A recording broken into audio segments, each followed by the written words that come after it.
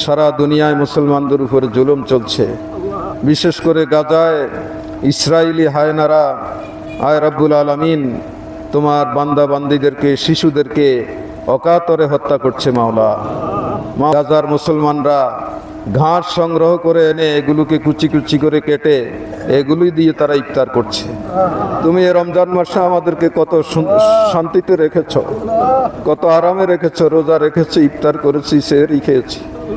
কিন্তু তোমারই বান্দা ফিলিস্তিনের মুসলমানরা তারা আজকে এই ধরনের কঠিন জীবন যাপন করছে, যাদের কারণে তাদের এই দুর্বিষহ অবস্থা। রব্বুল আলামিন সেই আমেরিকা এবং তার দোসর ইসরায়েলকে তুমি আয় রব্বুল আলামিন হেদায়েত দান করো। যদি তাদের নসিবে হেদায়েত না থাকে, এই অপশক্তিকে দুনিয়া থেকে তুমি নিচ্ছিন্ন করে দাও।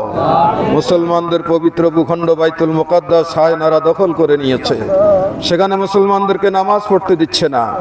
নামাজ পড়তে গেলে সেখানে গুলি করা হয়।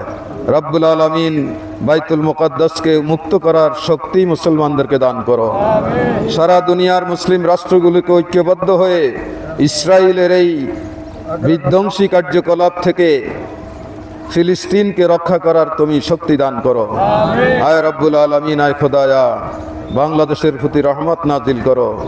আয় রব্বুল আলামিন, বাংলাদেশের সর্বস্তরের মানুষ একটি বৈষম্যহীন, শোষণহীন, আয় রব্বুল আলামিন শান্তির মানবিক সমাজ তারা চাচ্ছে, এটা তাদের প্রত্যাশা।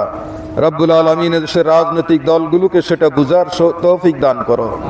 তারা যাতে আর জনগণকে নিয়ে ছিনিমিনি খেলতে না পারে, জনগণ যাতে তাদের সকল অধিকার ফিরে পায়, সেই ধরনের একটি মানবিক বাংলাদেশ তুমি গড়ে তোলার তৌফিক আমাদেরকে দান করো।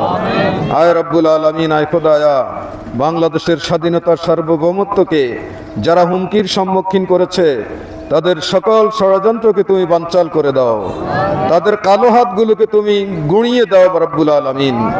এদেশের মানুষকে তুমি নাজাত দাও মাওলা। এদেশের মানুষ যাতে দিন ধর্ম নিয়ে, কোরআন হাদিস নিয়ে তোমার ইবাদত বন্দেগী করতে পারে, সকল দল, সকল মত, সকল ধর্মের মানুষ আমরা যাতে ঐক্যবদ্ধ হয়ে একটি ঐক্যের বাংলাদেশ গড়ে তুলতে পারি, সেই শক্তি ক্ষমতা আমাদেরকে দান করো।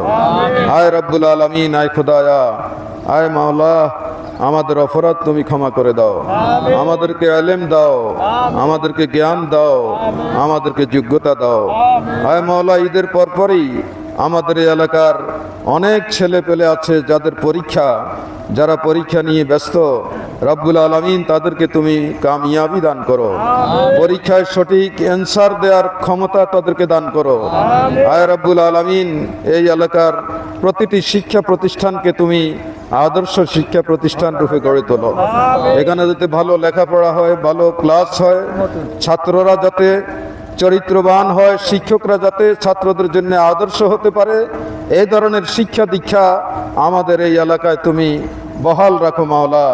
এই ধরনের শিক্ষা দিয়ে যাতে আমরা আমাদের ভবিষ্যৎ প্রজন্মকে ভালো মানুষ রূপে, আদর্শ মানুষ রূপে তৈরি করতে পারি, সেই তৌফিক আমাদেরকে দান করো। আয় মাওলা, এসব শিক্ষা প্রতিষ্ঠানে যারা কমিটির দায়িত্ব পেয়েছেন, তারা যাতে ব্যক্তিগত স্বার্থে প্রতিষ্ঠানকে কোনোভাবেই ক্ষতিগ্রস্ত না করেন, তাদের মধ্যে সেই সুমতি দান করো, সেই দায়িত্বশীলতা দান করো। রব্বুল আলামিন, নাই ফরওয়ারদিগার বেনিয়াজ, আমাদেরকে ইসলামী জীবন জিন্দিগি, হালাল জীবন জিন্দিগি, আয় মাওলা, ন্যায় ও হকের উপরে প্রতিষ্ঠিত থাকার ক্ষমতা দান করো। আয় রব্বুল আলামিন, এই ঈদের মাঠকে তুমি কবুল করে নাও।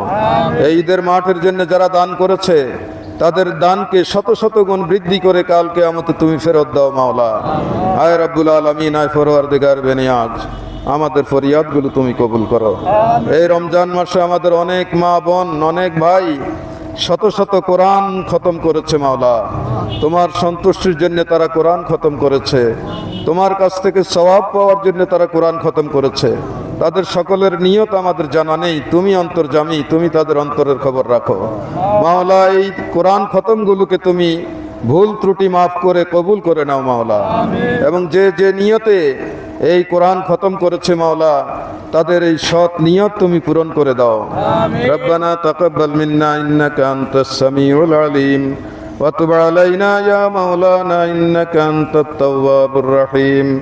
সুবহানা রাব্বিকা রাব্বিল ইজ্জাতি আম্মা ইয়াসিফুন ওয়া সালামুন আলাল মুরসালিন والحمد لله رب العالمين واجعل آخر كلامنا لا إله إلا الله وأن محمد رسول الله